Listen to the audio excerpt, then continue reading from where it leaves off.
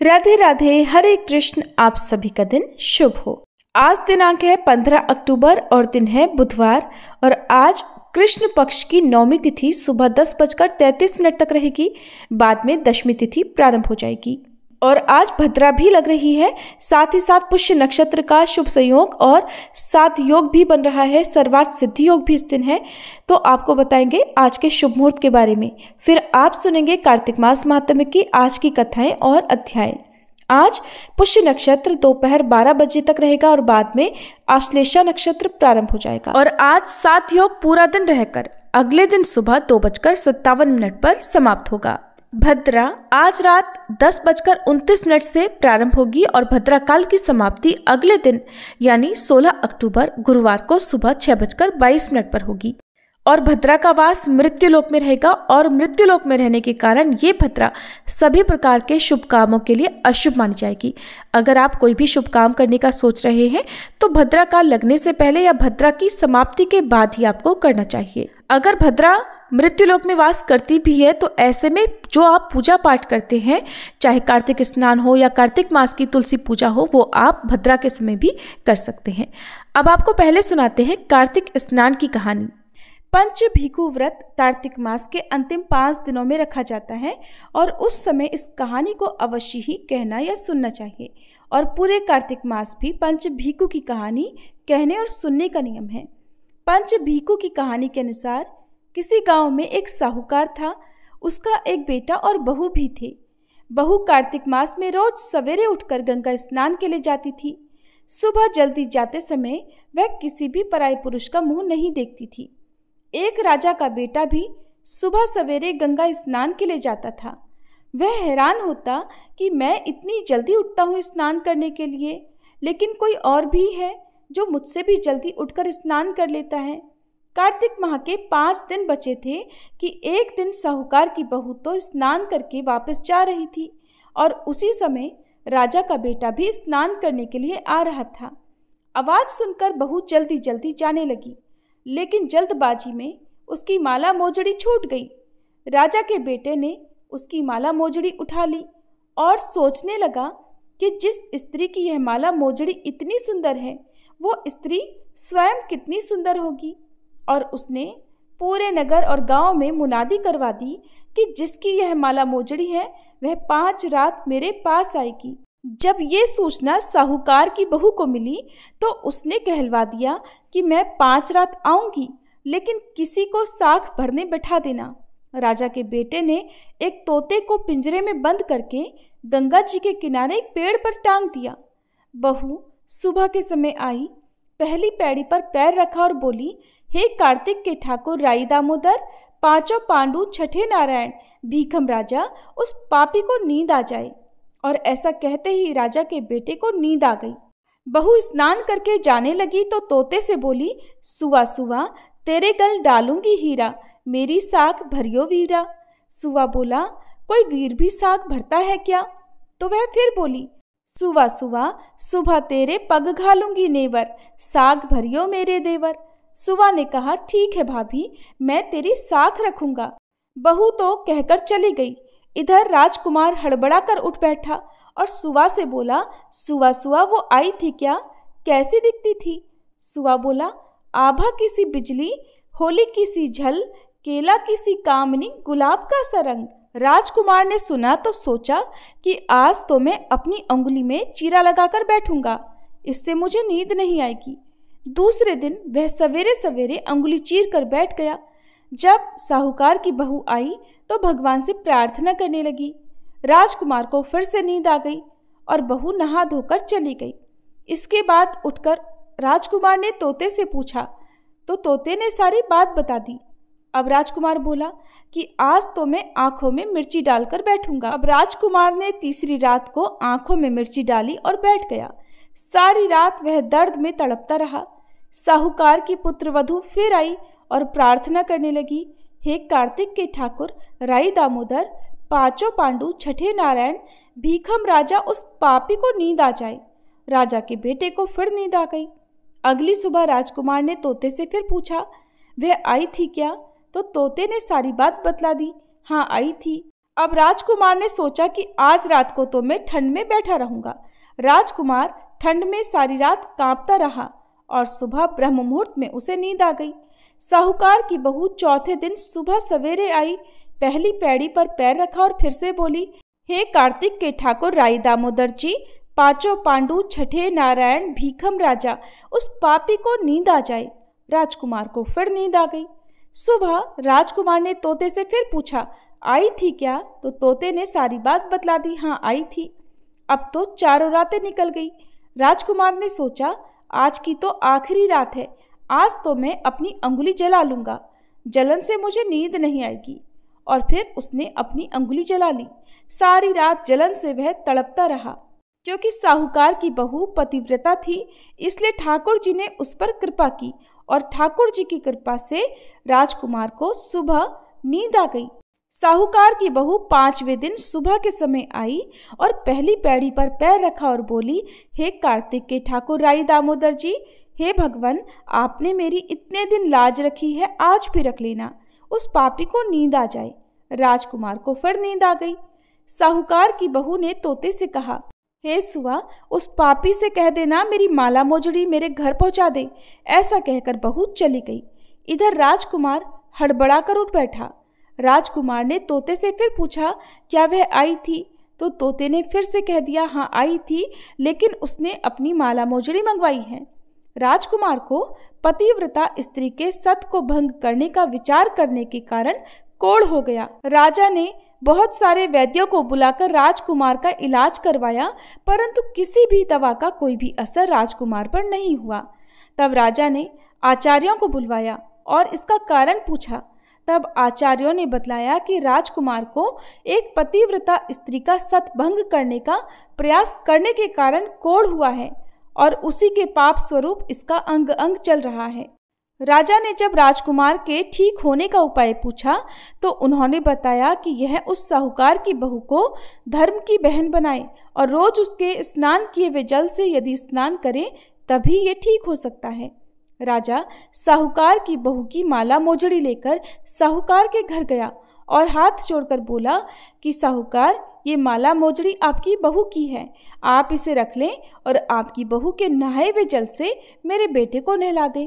साहूकार बोला कि मेरी बहू तो किसी पराये पुरुष का मुंह तक नहीं देखती, आप इसे इस नाली पर बिठा दीजिए। उधर ऊपर जब मेरी बहू स्नान करेगी तब नीचे इस नाली के पानी से आपका पुत्र भी स्नान कर लेगा। राजकुमार ने ऐसा ही किया और कुछ समय बाद उसका शरीर चंदन सा हो गया। हे पंच भिखु देवता, जैसे आपने साहूकार की पुत्र वधू का सत रखा वैसे ही सभी का रखना। सभी प्रेम से बोलिए, पंच भिखु की जय। अब सुनिए कार्तिक मास महात्म्य का 9वें दिन का अध्याय। इतनी सारी कथाएं सुनने के पश्चात महाराज पृथु ने देवर्षि नारद जी से एक बार फिर प्रार्थना की, हे देवर्षि, आपने कार्तिक मास, कर्क चतुर्थी व्रत, गृहस्थ धर्म, इन सब के बारे में मुझे इतना अधिक विस्तार से बतलाया है, अब कृपा करके तुलसी जी का महात्म्य भी बतलाने की कृपा कीजिए। तब नारद जी बोले, हे राजा पृथु, प्राचीन काल में सह्याद्री क्षेत्र के करवरीपुर में अत्यंत ज्ञानी महात्मा और ओम नमो भगवते वासुदेवाय मंत्र का जप करने वाला धर्मदत्त नाम का एक ब्राह्मण रहता था। वह अतिथियों का आदर सत्कार भी खूब करता था। एक दिन प्रातःकाल एक पहर रात्रि शेष रहने पर वह ब्राह्मण पूजा की सामग्री लेकर भगवान के मंदिर को जा रहा था कि इतने में उसने सामने से आती हुई एक अत्यंत भयंकरी राक्षसी को देखा। आगे को निकले हुए टेढ़े मेढ़े और बड़े बड़े दांत, लाल लाल नेत्र, बिल्कुल नग्न लकड़ी के समान सूखा शरीर तथा मुख से घुर घुर शब्द निकल रहा था। ऐसी भयंकर राक्षसी को देखकर भयभीत धर्मदत्त ने अपने हाथ का तुलसी मिश्रित जल उस पर फेंक दिया। जल में मिश्रित तुलसी दल शरीर पर पड़ते ही उस राक्षसी के समस्त पाप दूर हो गए और वह हाथ जोड़कर धर्मदत्त के पैरों पर गिर पड़ी। तब धर्मदत्त ने पूछा कि तू कौन है और किस पाप के कारण इस दशा को प्राप्त हुई। अपने पापों से मुक्त हो चुकी वह राक्षसी कहने लगी, सौराष्ट्र देश में भिक्षु नामक ब्राह्मण की मैं पत्नी थी। मेरा नाम कलहा था। मैं न तो अपने पति से मीठे वचन बोलती थी और न अच्छा भोजन और फल ही खाने को देती थी। इस व्यवहार से दुखी होकर जब मेरे पति ने दूसरा विवाह करने का निश्चय किया तो क्रोध में आकर मैंने विष खाकर अपना शरीर त्याग दिया। इसके बाद यमदूत मुझे बांधकर यमराज के पास ले गए। वहां चित्रगुप्त जी ने मेरे अच्छे बुरे कर्मों का लेखा जोखा बताते हुए यमराज से कहा, हे महाराज, इसने अपने जीवन में कभी कोई शुभ कर्म नहीं किया, सदैव अपने पति से द्वेष करती रही है।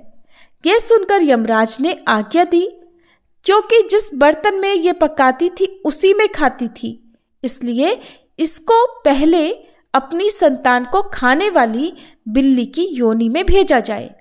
उसके बाद पति से द्वेष करने के कारण इसको विष्ठा खाने वाली शुक्री की योनि प्राप्त हो।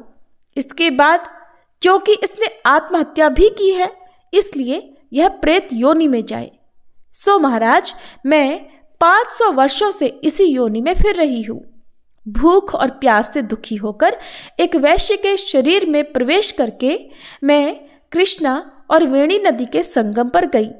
जैसे ही मैं नदी के तट पर पहुंची, श्री विष्णु के दूतों ने मुझे वैश्य के शरीर से निकालकर बाहर फेंक दिया। वहां से घूमती फिरती मैं आ रही थी कि आप मुझे मिल गए। आपने तुलसी मिश्रित जो जल मेरे ऊपर फेंका है, उससे तो मेरे संपूर्ण पाप नष्ट हो गए हैं। अब कृपा करके इस प्रेत योनि से आप मेरा उद्धार भी कीजिए। राक्षसी से सारा वृतांत सुनने के बाद ईश्वर भक्त ब्राह्मण धर्मदत्त ने कहा, तुमको देखकर मुझे अत्यंत दुख हुआ है। मैं जानता हूं कि तीर्थ, व्रत, दान आदि सत्कर्म प्रेत योनि में कभी नहीं हो सकते। तुम्हारे पाप बहुत अधिक हैं और पुण्य ना के बराबर हैं। इसलिए मैंने अपने जीवन काल में जितना भी कार्तिक मास का स्नान और व्रत किया है, उसका आधा पुण्य मैं तुमको देता हूं। इससे तुम्हें उत्तम गति प्राप्त होगी। इसके पश्चात ब्राह्मण ने जैसे ही ओम नमो भगवते वासुदेवाय मंत्र पढ़ते हुए तुलसी मिश्रित जल से उसका अभिषेक किया, वह प्रेत योनि से मुक्ति पाकर अग्नि के समान दिव्य देह धारण कर श्री लक्ष्मी के समान रूपवती हो गई। इसके बाद उसने ब्राह्मण को नमस्कार किया। तभी भगवान विष्णु के पुण्यशील तथा सुशील नामक 2 दूत वहां पर आए और उसको विमान में बैठाकर वैकुंठ लोक ले गए। उन दूतों ने धर्मदत्त से कहा, हे ब्राह्मण, निरंतर भगवान की भक्ति में लगे रहने के कारण तुम धन्य हो। तुम्हारे द्वारा कार्तिक मास के स्नान और व्रतों का आधा पुण्य दिए जाने के कारण ही इसकी मुक्ति हुई है। हे विप्र, अपने इस त्याग, भक्ति और कार्तिक स्नान के प्रताप से कालांतर में तुम राजा के कुल में जन्म लोगे और अंत में वैकुंठ धाम प्राप्त करोगे। तब राजा पृथु ने हाथ जोड़कर देवर्षि नारद जी से आगे कहा, हे महाराज, अब भगवान की पूजा का महात्म्य सुनाने की भी कृपा कर दीजिए। देवर्षि नारद जी बोले, नारायण नारायण, हे राजा पृथु, जो मनोविनोद में भी भजन करता है उसको परम पद प्राप्त होता है, और जो श्रद्धा युक्त होकर भजन करता है उसके महात्म्य का तो वर्णन ही नहीं किया जा सकता।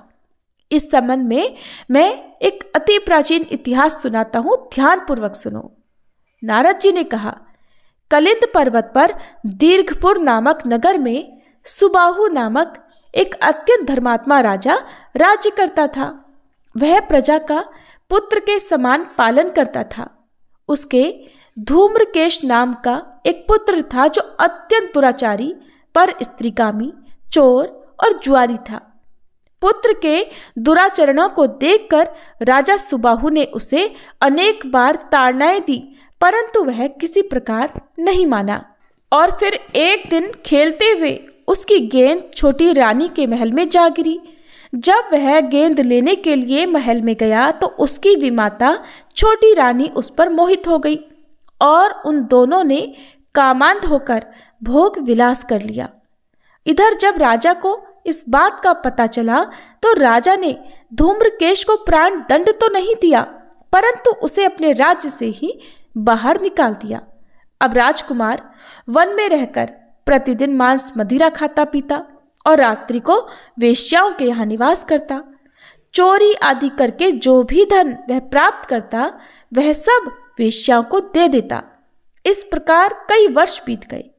एक समय वह भटकते भटकते वृंदावन धाम पहुंच गया। वृंदावन में धूम्रकेश ने सत्यव्रत नामक एक परम विष्णु भक्त को देखा, जो अपना घर बार छोड़कर कार्तिक मास में वृंदावन में रहकर भगवान का पूजन करता तथा केवल कंद मूल और फल खाता था। वह भक्त प्रतिदिन भगवान से प्रार्थना करता, हे भगवान, इस दुख रूपी संसार में डूब रहे मुझ दीन की आप रक्षा करें। मैं राधा जी सहित आपको बारंबार नमस्कार करता हूँ। प्रेम मगन होकर वह कभी कभी रोने, कभी गाने तो कभी नाचने लगता था। धूम्रकेश ने उस भक्त की जब ये सारी चेष्टाएं, ये सारी क्रियाएं देखी तो रात्रि को वेश्या के घर आकर मिट्टी की एक मूर्ति बनाकर वैसे ही सब कृत्य किए और अंत में स्तुति आदि करके वेश्या के घर में ही वह सो गया। दैव योग से राजा के दूत भी उसी समय वहां आ गए और उनके हाथ से धूम्रकेश मारा गया। यमदूत उसको महापापी समझकर मारते हुए पकड़कर यमराज के पास ले गए। धूम्रकेश को देखते ही यमराज अपने सिंहासन से खड़े हो गए और पाद्य अर्घ्य आदि देकर उसका सत्कार किया। फिर अपने दूतों को फटकारते हुए कहने लगे, तुमको धिक्कार है, जब हमने ये आज्ञा दी हुई है कि विष्णु भक्तों को यहाँ पर मत लाओ, फिर धूम्रकेश को यहाँ पर क्यों लाए? उसने तो कार्तिक मास का व्रत वृंदावन धाम में चाहे हास्य में ही किया, फिर भी किया तो, और वह वैकुंठ में जाने का अधिकारी है। वैकुंठ में भेजने के पूर्व यमराज ने धूम्रकेतु को अपने निकट बिठाकर कहा, भगवान की भक्ति 9 प्रकार की है। उनकी कथा सुनने से राजा परीक्षित, कीर्तन से शुकदेव, स्मरण से प्रहलाद, पाद सेवा से लक्ष्मी, पूजा से पृथु, वंदना से अक्रूर, दास्य भाव से अर्जुन तथा आत्मनिवेदन से राजा बलि जिस प्रकार परम पद को प्राप्त हुए हैं, उसी प्रकार चाहे हास्य से ही तुमने भगवान की पूजा की, मगर फिर भी तुम स्वर्ग के अधिकारी हो। यद्यपि अपने जीवन में किए गए पापों और दुष्कर्मों के कारण तुम घोर नरक के अधिकारी थे, परंतु क्योंकि तुमने कार्तिक मास में भगवान की पूजा की है, अतः अब निश्चय ही तुम्हें वैकुंठ प्राप्त होगा। कार्तिक मास में की गई भगवान की पूजा निरर्थक नहीं जाती। जहाँ पर भगवान शालिग्राम है, वहीं पर गंडकी नदी तथा अन्य तीर्थ हैं। धूम्रकेश को शास्त्रों का कुछ भी ज्ञान नहीं था, इसलिए उसने हाथ जोड़कर यमराज से पूछा, हे स्वामी, भगवान सब नदियों को छोड़कर गंडकी को ही कैसे प्राप्त हुए? कृपा करके मुझे बतलाइए। तब यमराज जी ने कहा, किसी समय वेदशिरा नामक ऋषि सब लोगों के हित की कामना से श्री गंगा जी के तट पर तपस्या कर रहे थे। उनके इस घोर तप से भयभीत होकर इंद्र ने ऋषि की तपस्या भंग करने के लिए मंजू घोषा नाम की अप्सरा को भेजा। मंजू घोषा उस रमणीक स्थान में क्रीड़ा करती हुई अपने रूप और यौवन का प्रदर्शन करके हाव भाव दिखाने लगी। फिर उसी स्थिति में उसने मुनि के चरणों का स्पर्श किया तो उनके रोमांच खड़े हो गए। इसके बाद मुनि को अपने वशीभूत जान मंजू घोषा ने अपनी दोनों भुजाएं उनके गले में डाल दी। तब क्रोधित होकर मुनि ने श्राप दे डाला कि तुम मुझे इस संसार सागर में डालने को उद्यत हुई हो, इसलिए नदी बन जाओ। मुनि का श्राप सुनकर मंजू घोषा रोने और बिलखने लगी। उसने प्रार्थना करते हुए मुनि से कहा, हे मुने, मैं श्राप के योग्य नहीं हूं, आप मुझे क्षमा कर दीजिए। उसकी प्रार्थना से द्रवित होकर मुनि ने कहा कि जिस समय भगवान विष्णु वृंदा के श्राप वश शिला होकर तुम में अर्थात गंडकी में स्थित होंगे, तब तुम भगवान को धारण करने वाली होगी। इस प्रकार मेरे द्वारा दिया गया यह श्राप तुम्हारे लिए वरदान से भी अधिक श्रेष्ठ सिद्ध होगा। अंत में यमराज जी ने कहा, हे राजकुमार, अब तुम वैकुंठ लोक को जाओ। तब धूम्रकेश सुंदर विमान में बैठकर वैकुंठ लोक को चला गया और उसे वहां हरिचरणों में स्थान मिल गया। यह सब धूम्रकेश द्वारा कार्तिक मास में मात्र एक दिन पूजा करने का ही परिणाम था। ऐसा कहकर देवर्षि नारद जी ने कुछ क्षणों के लिए अपनी वाणी को विराम दिया। हरे कृष्ण। कार्तिक मास महात्म्य की कथा में आज बस इतना ही। इसके आगे का महात्म्य आप सभी कल के अध्याय में सुनिएगा। प्रिय श्रोताओं, अब आपको सुनाते हैं माता सीता के भाई की कहानी। जनकपुर के पास एक छोटे से गांव में एक विधवा ब्राह्मणी रहा करती थी। उनका एक ही बेटा था जिसका नाम था प्रयागदास। वे दोनों बहुत गरीब थे, इसलिए भिक्षा मांगकर ही गुजारा किया करते थे। जो कुछ भिक्षा में मिल जाता उसी से माँ बेटे अपनी गुजर करते थे। उसी भिक्षा को प्रसाद समझकर माँ पवा देती थी। सावन के महीने में रक्षाबंधन का दिन आया। सभी बहनें अपने भाइयों की कलाई पर रक्षा सूत्र बांधने लगी, लेकिन प्रयागदास की गरीबी के कारण उसकी कलाई पर किसी ने भी राखी नहीं बांधी। प्रयागदास ने अपनी माँ से कहा कि माँ, मुझे किसी ने राखी नहीं बांधी। माँ बोली, तुम्हारी कोई बहन नहीं है ना? प्रयागदास बोले, जो सबकी बहन है फिर वो मेरी बहन क्यों नहीं है माँ? मुझे भी तो राखी बांध सकती है ना। लेकिन गरीबी के कारण किसी ने भी प्रयागदास की कलाई पर राखी बांधी ही नहीं। अब तो प्रयागदास जिद करने लगे, माँ से कहने लगे, माँ मेरी भी तो बहन होनी चाहिए। माँ ने खूब समझाया लेकिन वो नहीं माने। आखिरकार माँ ने कहा, बेटा तुम्हारी एक बहन है जो इस समय ससुराल में है और ससुराल तो अयोध्या में है। माँ ने अपने बेटे को टालने के लिए ऐसा कह दिया था। अब जैसे ही बालक को ये बात पता चली कि मेरी बहन है और जो अयोध्या में रहती हैं, तब तो बालक प्रयागदास अयोध्या जाने के लिए ही जिद करने लगा। माँ बोली, बेटा अभी नहीं, मैं साथ लेकर चलूँगी। अब तो हर समय बालक प्रयागदास के मन में ये धुन लगी रहती कि मैं जाकर अपनी बहन से मिलूं, मैं अपनी बहन की ससुराल में जाऊं। माँ के पास 2 ही साड़ी थी, जो एक वो पहनती थी और एक साफ धुली हुई रखी थी। बालक ने साफ साड़ी, जो कई जगह से फटी हुई थी, उसे एक झोले में रखा और उसको लेकर पैदल ही चल पड़ा। सोचने लगा कि बहन के पास पहली बार जाऊंगा तो खाली हाथ क्यों जाऊं। अब तो वह बालक नंगे पांव ही जनकपुर से अयोध्या की ओर चल पड़ा। वह बालक भी अपनी माँ की तरह बहुत धार्मिक था और उसके मन में भगवान के प्रति अटूट श्रद्धा भी थी। पैदल चलते चलते नन्हा प्रयागदास बहुत थक गया और वह जंगल में एक पेड़ के नीचे थक कर सो गया। भगवान जिसे अयोध्या अपने धाम में बुलाना चाहे तो भला उसे कौन रोक सकता है। बालक प्रयागदास जब सोया तो अब उस समय वो जंगल में था, लेकिन जब उसकी आंख खुली तो वह सीधा अयोध्या में था।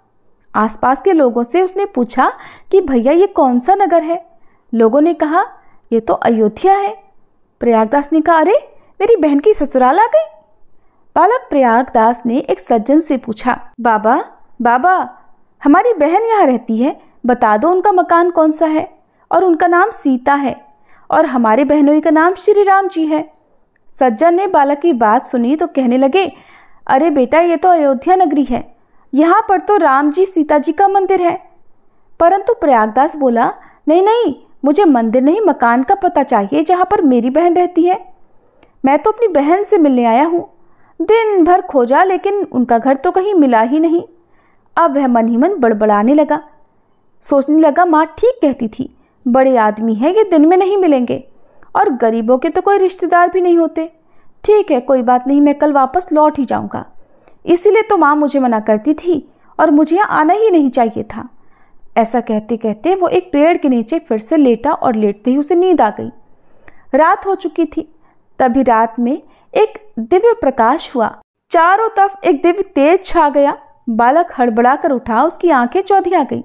उसने देखा एक विशालकाय हाथी सामने था। हाथी पर होदा महावत की जगह हनुमान जी, हाथी के होदा पर प्रभु श्री राम और माता सीता थी। पीछे पीछे सेवक भी चल रहे हैं। बालक को लगा कहीं ये विशालकाय हाथी मुझे पाँव के नीचे ना कुचल दे। लेकिन उसने क्या देखा कि हाथी चलता चलता रुक गया, उसके पास से रुका और नीचे बैठ गया। सेवकों ने झटपट सीढ़ी लगाई। उसी सीढ़ी से श्री राम जी और सीता जी नीचे उतरे, हनुमान जी भी पीछे पीछे उतरे। वह बालक ये सारा दृश्य बड़ा हैरान होकर देख रहा था। तभी सीताराम जी बालक के पास आकर खड़े हो गए। अब प्रभु श्री राम ने उस बालक से कहा, बेटा ये सीता है, आपकी बहन है। प्रयागदास ने सोचा, अरे ये तो मेरा नाम भी जानते हैं और ऐसा कह रहे हैं कि ये मेरी बहन है। लेकिन प्रयागदास बोला, मुझे तो नहीं लगता ये मेरी बहन है। प्रभु ने पूछा, ऐसा क्यों? प्रयागदास कहने लगा, मैं तो अपनी बहन को अच्छी तरह पहचानता हूँ। प्रभु बोले, अच्छा बताओ तो सही, बहन की पहचान क्या होती है? प्रयागदास जी ने कहा, अगर ये मेरी बहन होती हैं तो मुझे देखकर खुशी के मारे इनकी आंखें आंसू से भर जाती, ये तो मारे खुशी के रो पड़ती। आखिरकार पहली बार हम दोनों भाई बहन जो मिल रहे होते, इस तरह चुपचाप नहीं खड़ी होती। इतना सुनते ही सीता जी ने कहा, मैया मुझे भूल गई हैं, लेकिन भाई मुझे नहीं भूला। ऐसा कहते ही सीता जी के नेत्रों में तो आंसू भर आए। भगवान भी ना अपने भक्तों के लिए कुछ भी कर सकते हैं, कैसी भी लीला रचाने के लिए तैयार हो जाते हैं। प्रयागदास जी ने देखा तो सोचने लगी, ये तो सचमुच मेरी बहन है, तभी तो रो रही है, इनकी आंखों में इतने सारे आंसू। वो मान गए कि यही उनकी बहन है। तभी सीता जी ने झट से उनकी कलाई पकड़ ली और कहने लगी, भैया आज रक्षाबंधन का दिन है ना, मैं तो तुम्हारे राखी बांधूंगी। तब तक माता सीता ने एक रक्षा सूत्र प्रयागदास जी की कलाई पर बांध दिया। प्रयागदास जी सिर झुकाकर खड़े हैं, उनकी आंखों से झरझर आंसू बहते जा रहे हैं। प्रयागदास जी अपनी बहन को साड़ी देने के बारे में सोच रहे थे, लेकिन अपनी बहन का इतना वैभव देखकर सकुचा गए कि ऐसी फटी पुरानी साड़ी वो अपनी बहन को भला कैसे दे दें। तब तक माता सीता जो उनके मन के भाव को जान चुकी थी, कहने लगी, भैया मुझे पता है मेरी माँ के पास तो 2 ही साड़ियाँ हैं, जिनमें से एक आप ले आए हैं। ये साड़ी आप वापस ले जाओ और माँ से कहना, माँ आपके आशीर्वाद से मैं यहाँ खूब आनंद में हूँ। थोड़ी ही देर में माता सीता सहित भगवान अपने सेवकों सहित अंतर्ध्यान हो गए। अब तो प्रयागदास जी रोते रहे, रात भर नहीं सोए। रोते रोते ही सारी रात बीत गई। सवेरे वशिष्ठ कुंड के ऊपर एक महात्मा जी रहा करते थे, वो प्रयागदास के पास आए। जैसे ही उन्होंने प्रयागदास को देखा, वो समझ गए कि इन्हें तो प्रभु श्री राम और माता सीता की कृपा प्राप्त हो गई है। वह प्रयागदास जी को अपने आश्रम पर ले गए। दोपहर के भोजन में 2 देवियां स्वर्ण के थाल में भोजन लेकर आई और कहा, हमारे यहाँ सत्यनारायण भगवान की कथा थी, यह उसी का प्रसाद है। बहुत देर हो गई, वह थाल लेने कोई नहीं आया। तब महात्मा जी समझ गए कि किशोरी जी ने भाई की पहुनाई की है और उन्होंने ही ये थाल भिजवाई है। महात्मा जी बोले, प्रयागदास ये स्वर्ण थाल तुम्हारे लिए है, तुम इन्हें अपने साथ अपने घर लेकर जाओ। प्रयागदास जी बोले, ना ना, अपनी बहन का धन मैं लेकर नहीं जाऊंगा, ये थाल तो आप ही रख लीजिए। महात्मा जी बोले, नहीं, मैं इसका अधिकारी नहीं हूँ। अब तो दोनों ने सलाह करके वह स्वर्ण थाल वशिष्ठ कुंड में डाल दिए। ना तो संत महाराज उस थाल को लेने के लिए तैयार, ना ही भाई अपनी बहन के दिए हुए उपहार को लेने के लिए तैयार। बालक प्रयागदास दूसरे दिन खाली हाथ जनकपुरी वापस लौट आए। वहां पर उनके जाने के कारण जो बिना बताए अपनी माँ को, अपनी बहन को ढूंढने निकल पड़े थे, उनकी माँ उन्हें ढूंढ ढूंढ कर रो रो कर बड़े बुरे हाल में थी। माँ का रो रो कर बुरा हाल हुआ पड़ा था। जब वे पहुँचे तो उन्हें देखते ही माँ बड़ी खुश हो गई। सारी बात सुनकर माँ बोली, किशोरी जी आज तो आपने मेरी वाणी की लाज रख ली। बालक प्रयागदास 15 वर्ष के हो चुके थे। यहाँ उनकी माँ का अब स्वर्गवास हो गया और वे अकेले रह गए। प्रयागदास इसके बाद अयोध्या चले गए। वहाँ पर एक महात्मा जी से मिले, उनके शिष्य बने और अब प्रयागदास जी महात्मा प्रयागदास हो गए। क्योंकि माता सीता उनकी बहन थी, इस कारण माता सीता से संबंध होने के कारण अब सब उन्हें मामा प्रयागदास कहने लगे। बोले संत प्रयागदास जी की जय, प्रभु श्री राम की जय, माता सीता की जय। सनातन धर्म में तुलसी को अत्यंत पूजनीय माना जाता है। जिस घर के आंगन में तुलसी होती है वहाँ कभी कोई कष्ट नहीं आता और माँ तुलसी के नाम के उच्चारण मात्र से ही भगवान विष्णु प्रसन्न हो जाते हैं। तुलसी जी में जल चढ़ाने से घर में सुख समृद्धि आती है तथा हर प्रकार के रोग शोक आदि व्याधि से मुक्ति मिल जाती है। तुलसी जी की पूजा करते समय श्री तुलसी स्तोत्र का पाठ जरूर करना चाहिए। ऐसा करने से माता तुलसी जल्द प्रसन्न होती हैं और माता तुलसी जी की पूजा का भक्तों को 2 गुना फल मिलता है। तो प्रिय श्रोताओ, अब आपको पुंडरीकृत तुलसी स्तोत्र का हिंदी अनुवाद सुना रहे हैं। आप सब भी मन में श्रद्धा रखकर तुलसी स्तोत्र का हिंदी अनुवाद सुनिए। देवी तुलसी माँ को मेरा प्रणाम है, मैं आपको नमन करता हूँ। हे विश्व की पालक, आप श्री हरि की परम प्रिय हैं। हे देवी, आपकी शक्ति के कारण ब्रह्मा से लेकर सभी देवता इस संपूर्ण संसार को बनाए रखने और उसका अंत करने में सक्षम है। इसका अर्थ है कि आपके कारण ही ब्रह्मा जी के साथ अन्य देवतागण सृष्टि के निर्माण, उसके पालन पोषण और विनाश में लगे हुए हैं। देवी तुलसी जी, आपको मेरा प्रणाम है। जो जीवन में कल्याण लाती हैं, उन देवी तुलसी को नमस्कार है। जो श्री विष्णु जी की प्रिय हैं और जो शुभ है, मुक्ति प्रदान करने वाली और समृद्धि प्रदान करने वाली देवी तुलसी को नमस्कार है। देवी तुलसी को नमस्कार है।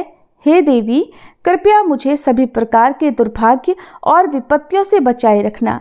हे देवी, आपकी महिमा का वर्णन करना, यहाँ तक कि आपका स्मरण मात्र ही मनुष्य को पवित्र बना देता है। देवी तुलसी जी को प्रणाम। मैं देवी तुलसी को पूरी श्रद्धा के साथ प्रणाम करता हूँ, जो देवियों में सबसे प्रमुख हैं और जिनका तेजोमय रूप है, जिसे देखकर इस नश्वर संसार के सभी पापी अपने पापों से मुक्त हो जाते हैं। देवी तुलसी को मेरा प्रणाम है। इस पूरे विश्व को देवी तुलसी जी ने संरक्षित किया है, जिसमें गतिमान और अचल दोनों प्राणी शामिल हैं। देवी पापी व्यक्ति के सभी पापों को नष्ट कर देती हैं। एक बार जब वे उन्हें देखते हैं और भक्ति के साथ उनके सामने आत्मसमर्पण करते हैं, इसका अर्थ है कि माता तुलसी चर और अचर समेत पूरे जगत की रक्षा करती हैं और अपने दर्शन मात्र से ही पापी मनुष्यों के सभी पापों को नष्ट कर देती हैं, या फिर तुलसी जी के दर्शन मात्र से ही पापियों के पाप नष्ट हो जाते हैं। देवी तुलसी को मेरा प्रणाम है। जो भी श्रद्धा के साथ देवी तुलसी के सामने हाथ जोड़कर प्रणाम करते हैं, वे इस कलयुग के बंधनों को पार कर जाते हैं और सभी प्रकार के सुख और प्रसन्नता को प्राप्त करते हैं, फिर चाहे वह महिला हो, व्यापारी हो या अन्य कोई भी जन। देवी तुलसी को मेरा नमस्कार। देवी तुलसी के समान इस पृथ्वी पर और कोई देवता नहीं है। देवी विश्व को उसी प्रकार शुद्ध करती हैं जैसे वैष्णव भगवान विष्णु जी के संग से शुद्ध होते हैं। देवी तुलसी को मेरा प्रणाम। इस कलयुग में भगवान विष्णु जी के माथे पर तुलसी पत्र चढ़ाना भक्तों के मस्तक पर विष्णु जी के वरदान, कृपा और आशीर्वाद को हमेशा बनाए रखता है। इसका अर्थ है कि जो भी व्यक्ति इस कलयुग में भगवान श्री विष्णु जी के मस्तक पर तुलसी जी को अर्पित करता है, उसके ऊपर हमेशा भगवान विष्णु जी का आशीर्वाद बना रहता है। देवी तुलसी को नमस्कार है। तुलसी जी में हमेशा सभी देवी देवताओं का वास रहता है, इसलिए इस संसार में तुलसी जी की पूजा करना सभी देवी देवताओं की पूजा के समान है। इसका अर्थ है कि तुलसी जी की पूजा से सभी देवों की पूजा संपन्न हो जाती है। देवी तुलसी को मेरा नमस्कार है। आप सब कुछ जानने वाली हैं और भगवान विष्णु जी के प्रिय हैं। अपने भक्तों को आप सभी प्रकार की समृद्धि प्रदान करती हैं। देवी, कृपया मुझे सभी प्रकार के पापों से बचाएं। हे देवी तुलसी जी को नमस्कार है। पहले के समय में यह भजन बुद्धिमान पुंडरीक के द्वारा हर रोज भगवान श्री विष्णु जी की पूजा करते हुए उन्हें तुलसी के पत्तों से अलंकृत करते हुए गाया जाता था। देवी तुलसी जी को नमस्कार है, जिनके 16 नाम हैं तुलसी, श्री, महालक्ष्मी, विद्या, अविद्या, यशस्विनी, धर्म का अवतार यानी धर्म्या, धर्मानना, देवी, देवी देव मनः प्रिया यानी देवियों और देवों को प्रिय, लक्ष्मी जी की प्रिय सखी, देवी, स्वर्ग, भूमि यानी पृथ्वी, अचला यानी स्थिर, चला यानी अस्थिर। देवी तुलसी के इन 16 नामों का भक्तगण पाठ करते हैं या महिमा गाते हैं।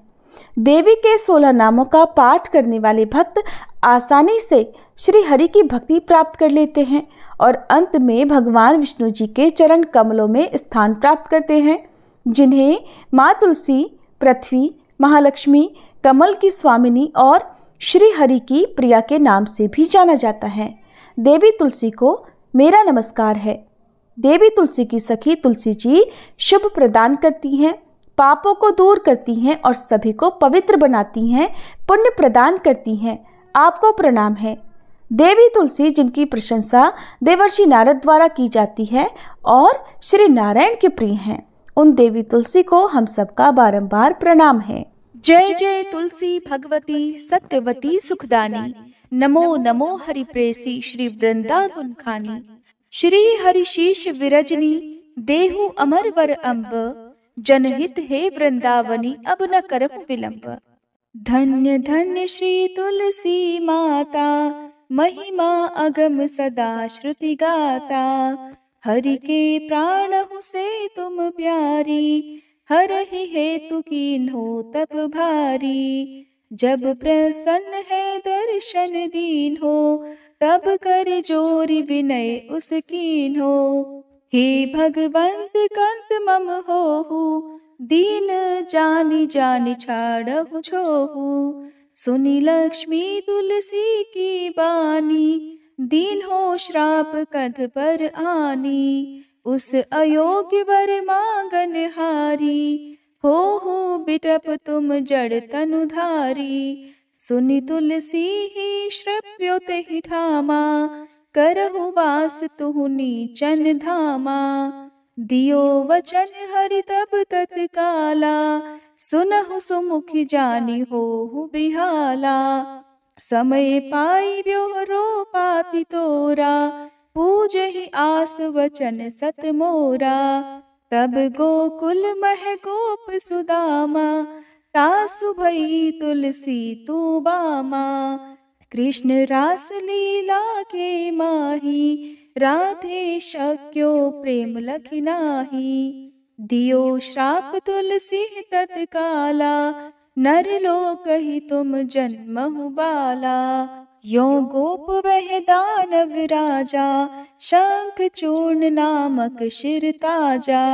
तुलसी भई दासु की नारी, परम सती गुण रूप अगारी। अस द्वै कल्प बीत जब गयहु, कल्प तृतीय जन्म तब भयहु। वृंदा नाम भयो तुलसी को, असुर जलंधर नाम पति को।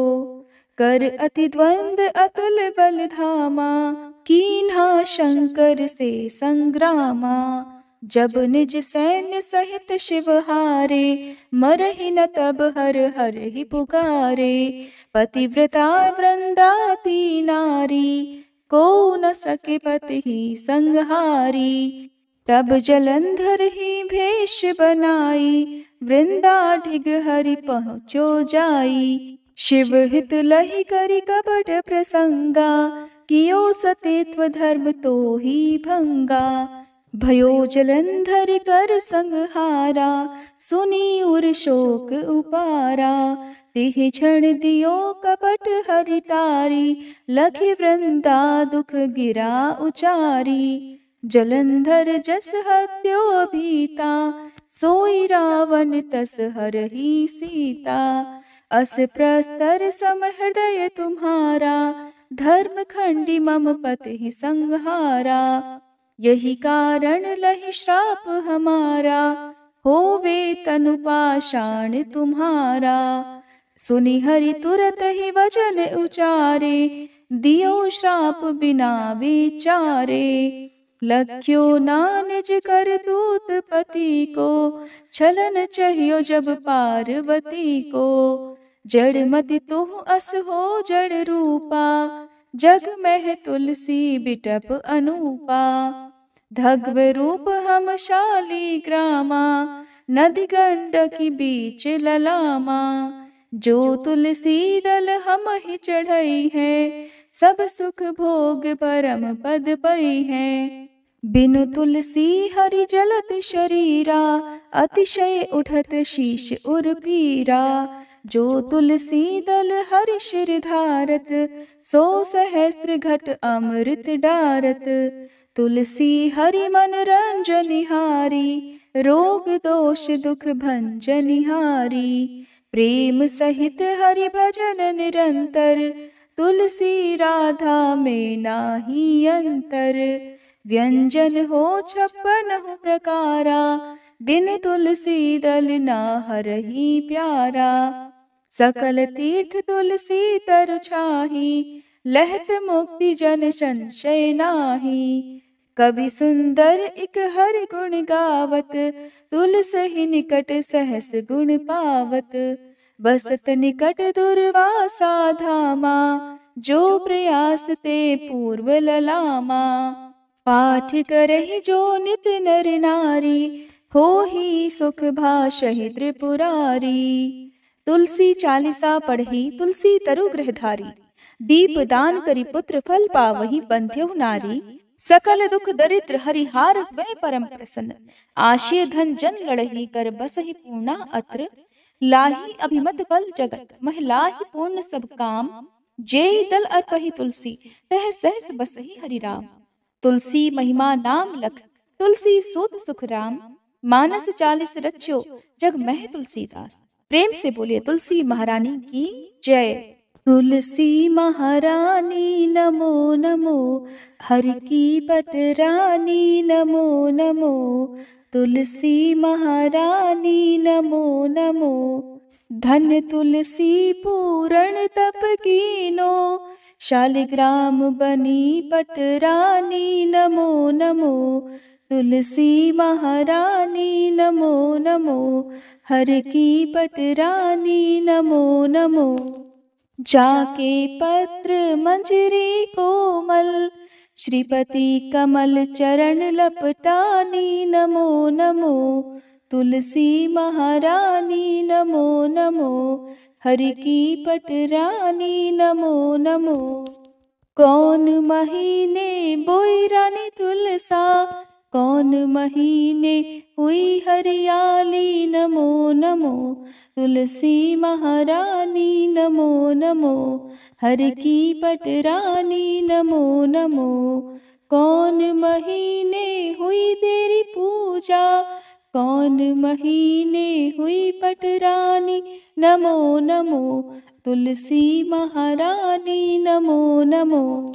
आषाढ़ मास में बोई रानी तुलसा, सावन महीने हुई हरियाली नमो नमो।